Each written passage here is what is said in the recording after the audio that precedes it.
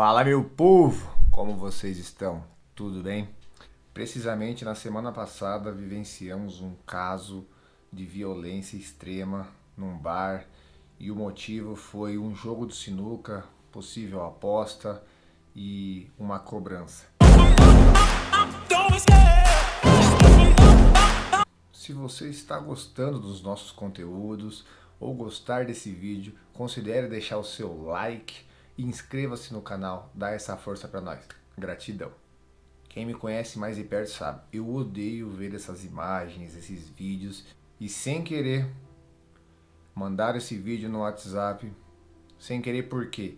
Porque geralmente quando eu vejo que é violência eu não clico, mas estava escrito você que gosta de debochar dos outros, olha o que acontece. Aí eu achei que ia ser no máximo um zoando o outro, um deboche, aí você vê aquela imagem fosca, porque eu não tinha feito o download do vídeo no WhatsApp, cliquei, aí quando eu vejo, o cidadão pega uma 12, enfileira 5 pessoas, uma criança de 12 anos e atira em todos. Meu Deus. E aí na hora você tá vendo, não tem como desver, você se sente até mal e você pensa, cara, a que nível o ser humano chegou? E isso é o que foi exposto na mídia. Mas nós sabemos que tem diversos casos de violência extrema. Casos de morte por 10 reais, por briga de trânsito, é o que mais acontece. Eu fiquei filosofando, raciocinando, e por que acontece tudo isso? Teria como evitar? Eu queria então nesse vídeo correlacionar casos de violência, psicopatia com a mente e com a atividade física. Será que tem relação? Será que tem como melhorar? Você imagina o poder do nosso cérebro? Eu acho que a mente é uma das coisas mais importantes que nós temos na vida. E sem isso funcionando bem, nada funciona. Você não vai conseguir desempenho, você não vai conseguir ir bem no trabalho, você não vai conseguir ir bem no meio social. Tudo depende do cérebro. Eu sempre lanço a mesma pergunta para a galera, para quem duvida disso. Como você me explica uma gravidez psicológica? A nossa massa encefálica, ela constitui mais ou menos 2% do peso total corporal, ou seja, quase nada. Mas você sabia que o nosso cérebro consegue gastar até 30% das calorias diárias? Se você estiver em repouso o dia inteiro, na sua rotina, sem praticar atividade física, tem estudos que mostram que você consegue perder até de 20 a 30% de calorias com o uso do cérebro. Mesmo ele sendo 2% do nosso peso corporal, 2%, nada, nada, nada. Ele chega a gastar 350 calorias. Vou colocar então o gráfico na tela desse estudo que usou 131 homens, 179 mulheres, um total de 310 sujeitos e esses pesquisadores americanos fizeram então um estudo bem legal sobre o gasto energético e diferentes órgãos do nosso corpo humano. Então o nosso foco aqui é falar do cérebro. O cérebro chegou a gastar uma média de 361 calorias. Essas 310 pessoas gastaram em média um total de 1.644 calorias. O gasto energético basal dessas pessoas, então, 1.644 calorias. Sendo o cérebro um baita gastador de energia. Ele gastou cerca de 361 calorias em média. Isso equivale a 22% do gasto energético total dessas pessoas. 22% é muita coisa. Ou seja, você estimular o cérebro com coisas interessantes, você perde caloria. Vou contar um fato curioso rapidamente. Teve uma história do xadrez, Kasparov contra Karpov. O campeonato mundial de 1984 teve esse duelo entre esses dois caras. O campeonato durou de setembro a fevereiro. O campeonato foi interrompido porque os organizadores estavam preocupados com a saúde física dos atletas. Anatoly Karpov chegou a perder 10 quilos durante esse campeonato. É claro que um jogador de xadrez chega a gastar muitas calorias durante um jogo que dura de 1 até 5 horas. Diversos fatores contribuíram para que o Anatoly Karpov perdesse 10 quilos, não só o cérebro. Mas é interessante esse insight, né? O quão poderoso é o cérebro até para o nosso emagrecimento. Seguindo essa linha de raciocínio sobre o cérebro, vamos agora então para uma parte mais específica do cérebro, o córtex frontal. O córtex frontal é uma das áreas do cérebro que mais consome energia.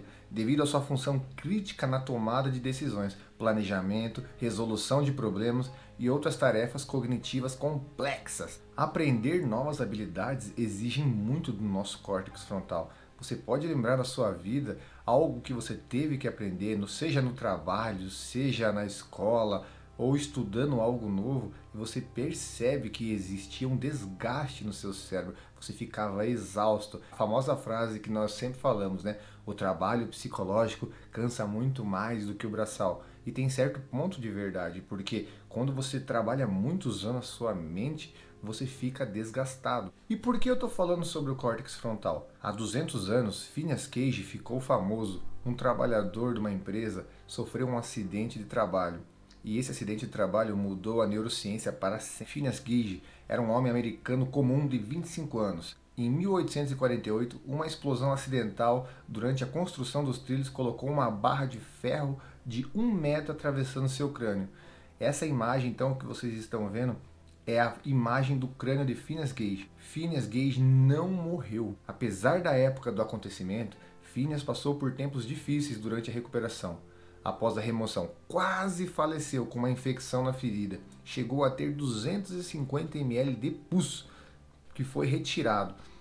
Mas ele aguentou firme e seguiu lutando. O real problema aconteceu após a recuperação de Phineas. Com o passar do tempo, o comportamento de Gage já não era mais o mesmo. Gage parecia ter perdido parte do tato social. O antes doce rapaz, como diz a história, agora estava muito mais agressivo, muito explosivo e até profano. E o porquê da importância dessa história?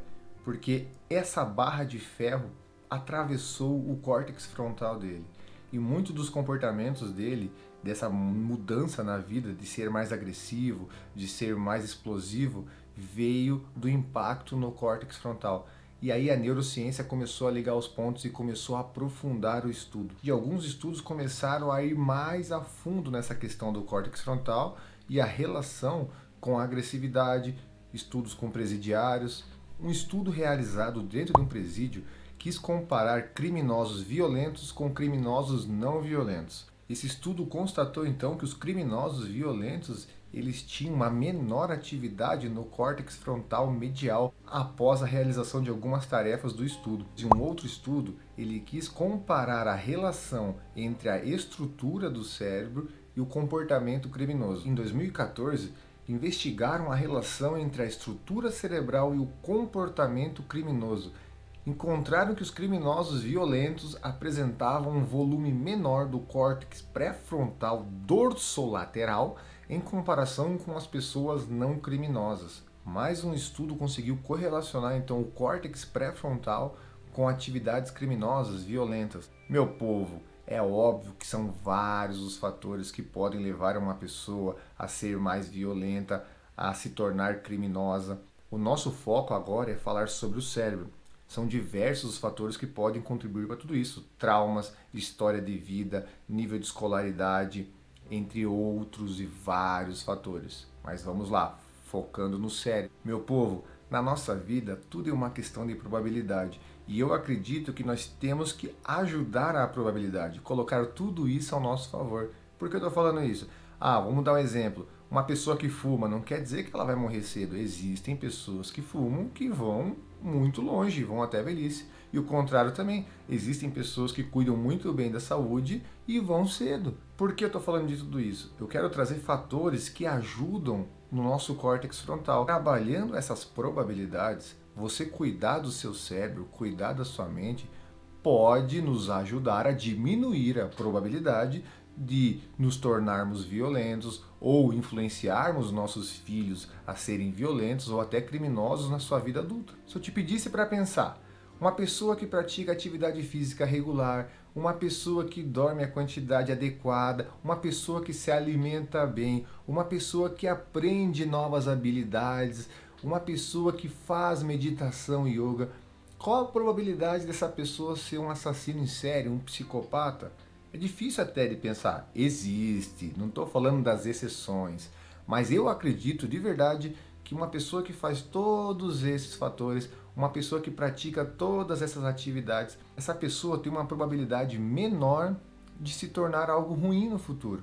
tem uma probabilidade menor de ser agressiva ou de se tornar um criminoso. E como estimular o córtex frontal então? A atividade física ajuda muito no desenvolvimento do córtex frontal. Um sono adequado, já temos vídeo no canal sobre a importância do sono. A alimentação saudável ajuda, aprendizado de novas habilidades, isso inclui muita coisa. Estudar, ler livros, aprender coisas novas. Concluindo, meu time, esse caso violento da semana passada me deixou verdadeiramente triste. É muito triste ver que ainda acontecem esses casos violentos, acontecem em vários países do mundo. O nosso Brasilzão, infelizmente, tem um índice de criminalidade e violência muito alto. Minha sugestão é: não vamos negligenciar o básico, cara.